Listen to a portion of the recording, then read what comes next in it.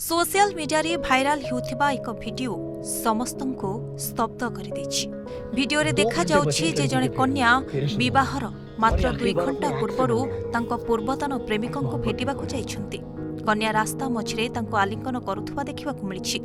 ए भिडियोटी December 13 तारिखरे @चलते फिरते 098 Instagram handle रे शेयर करा जायथिला, जोंथरे कन्या विवाह पोशाकरे नजर आसिछन्ति एवं रिपोर्ट करा जायछि जे से तांको पूर्वतन प्रेमिकंको भेटिबा पई एक विपदपूर्ण शॉर्टकट नैथिले।